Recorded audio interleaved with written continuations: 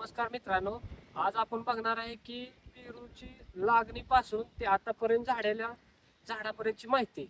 मित्रांनो, आपण जी ही व्हरायटी लावलेली आहे ती तैवान पिंक म्हणून आहे. तर ह्यासाठी आपलं हे पूर्ण 2 एकरचं रान आहे. 2 एकरमध्ये आपण पूर्ण 1800 झाडं लावलेली आहेत. आजूबाजूला थोडी जागा ठेवलेली आहे, त्यामुळे 1800 झाडं बसलेली आहेत. 2 एकरमध्ये 2000 झाडं बसण्याची शक्यता असते. तर मित्रांनो, ह्या 2 झाडामधील अंतर हे 5 फुटाचं आहे. 5 फुटाचं. आणि असं जी मधला जे अंतर आहे ते 9 फुटाचं आहे. म्हणजे 5 बाय 9 फुटाच्या अंतरानं आपल्याला झाडं लावायची आहेत. म्हणजे समोर जर सरळ झाड आहे ते 5 फुटाचं अंतर राहील याच्यात, आणि मधला जो गॅप आहे तो हा 9 फुटाचा राहिला. रोप लावण्या अगोदर रानाला आहे ना नांगरून घ्या. नांगरून झाल्यानंतर त्याला रोटर मारायचं आहे. आपण काय पूर्ण असं खड्डे काढून झाडं लावलेली नाहीत. आपण सुरुवातीला बेड तयार केलेत आणि बेडवर रोप लावलेले आहेत. ते रोप सुरुवातीला ज्यावेळेस येतील त्यावेळेस असं काय मोठं एकदम झाड लावलेलं नाही. आपलं एक छोटे एवढ्या अंतराचं झाड असते ते लावलेलं आहे. सुरुवातीला बेड तयार करून घेतलेले. बेड तयार करून झाल्यानंतर त्याच्या आपण शेणखत वापरलेलं आहे. हे झाडं लावायच्या अगोदर आपण शेणखत टाकलंय. एकरी आपण 3 ट्रॉयल्या खत टाकलेलं आहे. तर आपला हा 2 एकरचा प्लॉट आहे. तर 2 एकरमध्ये आपण 6 ट्रॉयल्या खत वापरलेलं आहे. आणि खत टाकल्यानंतर त्याच्यावर आपण आता ही बघू शकता एवढ्या असं सडी प्रमाण आहे.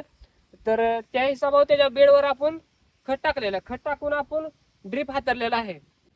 ड्रीप का हातरलेला तर ड्रीपमुळे काय होते, जेवढं मुबलक पाणी पाहिजे तेवढंच आपल्याला पाणी सोडता येते. जर ड्रीप नसेल, जर आपण सरीनं जर असं पाणी सोडत असेल तर पाणी पण वेस्टेज जाणार आहे आपलं, आणि जेवढं पाणी पाहिजे त्या ठिकाणी तेवढं पाणी भेटणार नाही. तर ड्रीपनं काय होते, ड्रीपमधून आपल्याला खतं सोडा येते ती बाकीच्या गोष्टी. जेवढं झाडाला पाणी पाहिजे, जेवढं पाणी द्यायचं तेवढंच मुबलक प्रमाणात पाणी जाते. तर त्यासाठी काय करा, ड्रीप हातरून घ्या. आणि ड्रीप हातरून झाल्यानंतर त्याच्यावर मार्किंग करून घ्या की ज्या ठिकाणी आपल्याला बरोबर 5 बाय 9च्या हिशोबाने अंतर ठेवायचं. तर 5-5 फुटाच्या अंतरावर मार्किंग करून घ्या. आणि मार्किंग करून झाल्यावर त्या ठिकाणी आपल्याला रोपं लावायची आहेत. रोपे लावल्यानंतर त्याला आपण आळवणी घातलेली आहे. तर आळवणी आपण ह्युमिक आणि 19-19ची एक आळवणी घातलेली आहे. आणि जर्मीटर आणि 1261 ह्याची एक आळवणी घातलेली आहे. ही जी आपली जी लागण आहे ती जून 2025ची लागण आहे. हा जो मधला एरिया आहे ना तो म्हणजे आता ही कसा बघा भर लावलेला आहे. ह्या साईडला जरा असं भर लावले, हात खाली गेलेला आहे. तर यासाठी आपण काय केलेलं आहे की मधला पट्टरमध्ये ज्यावेळेस थोडं गवत झालेलं असते तर त्यावेळेस आपण रोटरलं हे मध्ये रोटरून आहे ना, रोटरून ती फळी येते ज्याला भर लावायला येते नांगरटीनं. तर रोटरल्यानंतर नांगरटीनं आपण भर लावलेली आहे याला. त्या भरीमुळे काय झालं, ही अशा साईजमध्ये तिकडे जाऊ कॅमेरा, ही अशा साईजमध्ये जाडी लागते इकडं. इथला जी माती असते ती बांधायला लागते. तर अशा प्रकारे रोटर मारून आपण भर लावलेला आहे याला. ही बघू शकता तुम्ही, ही अशा प्रकारे जरा तण दाव, हे अशा प्रकारे जर जसं तण असेल तर ही काय आपण खुरपू शकत नाही ना. जर खुरपून बायकांनी जर लावलं आपण तर खूप पैसे जाणार, आपलं जास्त प्रमाणात पैसे जाणार. तर त्यासाठी काय करतो आपण, तणनाशक मारतो.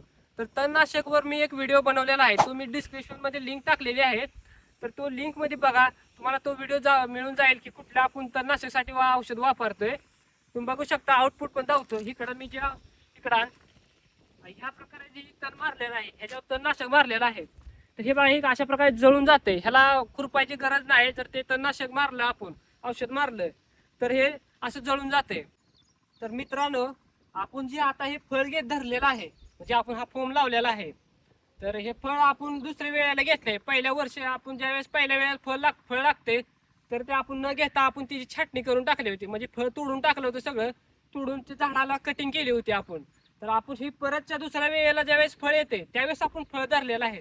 पहिल्या वेळेस धरल्यानंतर काय होतं, तर झाडं बारकी असते. ते झाडं बारकी असल्यामुळे काय फळ जर लागलं तर हे नाही म्हणले तर अर्धा किलो ते म्हणजे 250 ग्रॅम ह्या अंतरानं फळ असते. तर त्याच्यामुळे झाडं तुटण्याची, झाडं पडण्याची शक्यता असते. तर त्यामुळं आपण ज्यावेळेस पहिल्यांदा फळ येईल त्यावेळेस न घेता दुसऱ्यांदा शक्यतो वरून घ्यावे फळ धरावे कटिंगसाठी. तर आपण हे दुसऱ्यांदा फळ धरलेलं आपण आता ह्या जवळून जाऊ. ह्याला आपण आहे ना फोम लावलेला आहे. तर अजून बघू शकता ह्याला अजून फळं फुटलेली आहेत, म्हणजे फळं आलेली आहेत. ह्याच्यानंतर आपण हे पूर्ण झाडासने म्हणजे 1800 झाडासने आपण आतापर्यंत 30,000 फोम लावलेला आहे. अजून एक 25,000 ते 30,000 बसेल असं वाटतंय. तर तुम्ही फळं पण बघू शकता अजून याला. हे बघा फुलं या लागलेली, अजून फळं लागलेली आहेत असे. तर ह्याच्यात आपण काय करणार आहे, ह्याला आता झाल्यानंतर ही जो शेंडा असतो तिकडे जाऊ द्या, हा जो शेंडा आहे तो आपण आता तोडणार आहे. ह्याच्यामुळे काय होते, झाड वाढायला थांबते. हे असं शेंडा तोडल्यानंतर फळांची जाडी वाढते आणि झाड फुटायला कमी थांबते. त्याच्यामुळे फळ झाड व्हायला पण त्याचा परिणाम होतो. त्यामुळे झाड तोडायला फळाला धरल्यानंतर तर हे आपण असं छाटून घ्यायचं आहे. आता हे अजून छाटलेलं नाही, तिकडं मिरची तोडायचं काम चालू असल्यामुळं बायका सगळ्या तिकडं आहेत. तर ते झाल्यानंतर त्यातनं आपण इकडं तोडणार आहे, हे शेंड छाटणार आहे. तर मित्रांनो, आपण काय केले, यासाठी तार काठी सुद्धा केलेली आहे. तर तार काठीचा पण व्हिडिओ मी रील मध्ये टाकलेला आहे. पण परत सांगतो, ही जी तार काठी केलेली आहे इकडं अशा 2 काट्या आणि प्रत्येक 3 झाडानंतर 2-2 काट्या लावलेल्या आहेत. त्याच्यानंतर ही अशी तार लावलेली आहे. ही दोन्ही साईडला एक तार लावलेली आहे. जेणेकरून आपण ही जी झाडं जी आहेत ही आता फळ लागले म्हणल्यावर पडणार. तर त्यासाठी आपण ही झाडासनी बांधून घेणार आहे इकडे. बांधून अजून झालेलं नाही, तर तार आपली काठी उभा करून झालेली आहे सगळे. आता फक्त बांधायची राहिलेली आहे. अशा प्रकारे तार काठी सुद्धा केलेली आहे आपण. तर अशा प्रकारे मित्रांनो सगळी माहिती सांगलेली आहे आतापर्यंत जे जे आपण केलेलं आहे. तर कमेंट मध्ये सांगा की तुम्हाला अजून कोणकोणती माहिती हवी आहे. त्याविषयी मी अजून व्हिडिओ बनवेन. आणि व्हिडिओ आवडला तर लाईक करा. चॅनलवर जर सबस्क्राईब केले नसेल तर चॅनलला सबस्क्राईब करा. धन्यवाद.